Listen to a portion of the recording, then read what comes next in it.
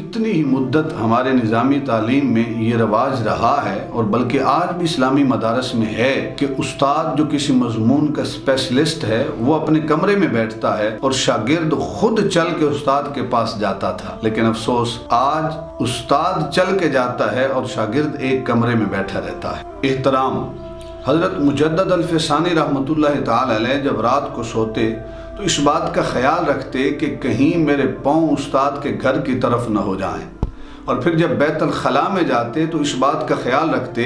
کہ جس قلم سے میں قال اللہ اور قال الرسول، اللہ اور اس کے محبوب کے فرامین لکھتا رہا ہوں، کہیں اس قلم کی سیاہی میرے ہاتھ پر لگی نہ رہ جائے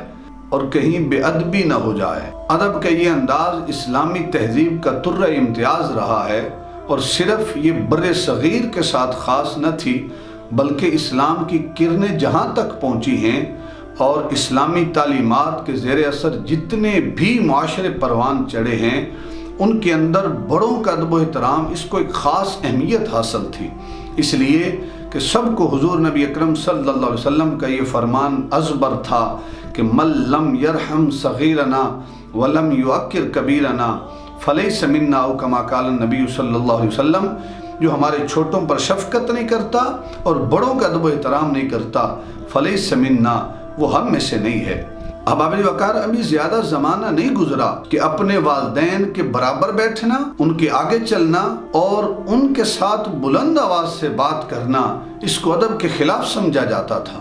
اور والدین کے حکم کی بجا آوری اس کو اپنے لیے باعث فخر سمجھا جاتا تھا۔ اور یہ بات اسلامی معاشروں میں مشہور تھی کہ اگر آپ رزق کی فراوانی چاہتے ہیں تو اپنے والدین کا ادب و احترام کیجئے، خالق رزق کی فراوانی عطا کرے گا، اور اگر آپ علم کی فراوانی چاہتے ہیں تو اپنے استاد کا ادب و احترام کیجئے، خالق آپ کو علم کی فراوانی عطا کرے گا۔ احباب وقار، والدین کے ادب و احترام کے ساتھ ساتھ استاد کا ادب و احترام، اس کو بھی اسلامی معاشروں میں ایک امتیازی خصوصیت حاصل تھی، اور یہ حضور نبی اکرم صلی اللہ علیہ وسلم صحابہ کرام کے زمانے سے چلا آ رہا ہے۔ حضور نبی اکرم صلی اللہ علیہ وسلم کے چچا زاد بھائی حضرت عبداللہ ابن عباس رضی اللہ تعالیٰ عنہما،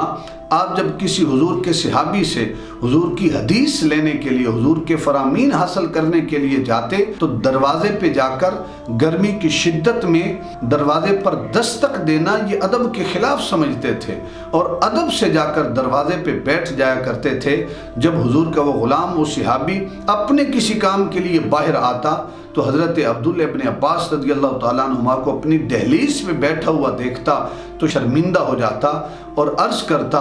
کہ حضور کے چچا زاد، آپ نے مجھے حکم کیا ہوتا، میں خود چل کے حضور کی یہ حدیث آپ تک پہنچا دیتا، لیکن آپ نے مجھے شرمندہ کر دیا۔ تو حضرت عبداللہ ابن عباس رضی اللہ تعالیٰ عنہما آپ فرماتے کہ نہیں، یہ آپ کا حق تھا، میں شاگرد تھا، آپ استاد تھے، آپ کا ادب کرنا میرے لیے لازم تھا، اس لیے میں نے آپ کا ادب کیا۔ کتنی ہی مدت ہمارے نظامی تعلیم میں یہ رواج رہا ہے اور بلکہ آج بھی اسلامی مدارس میں ہے کہ استاد جو کسی مضمون کا اسپیشلسٹ ہے وہ اپنے کمرے میں بیٹھتا ہے اور شاگرد خود چل کے استاد کے پاس جاتا تھا، لیکن افسوس آج استاد چل کے جاتا ہے اور شاگرد ایک کمرے میں بیٹھا رہتا ہے۔ احباب وقار، جہاں اسلامی تہذیب کمزور ہوئی وہاں اور باتوں کی طرح حفظ مراتب کی یہ قدر بھی اپنی اہمیت کھو بیٹھی۔ آج ضرورت ہے اس امر کی کہ ہم احترام کی ان قدروں کو دوبارہ زندہ اور بحال کریں۔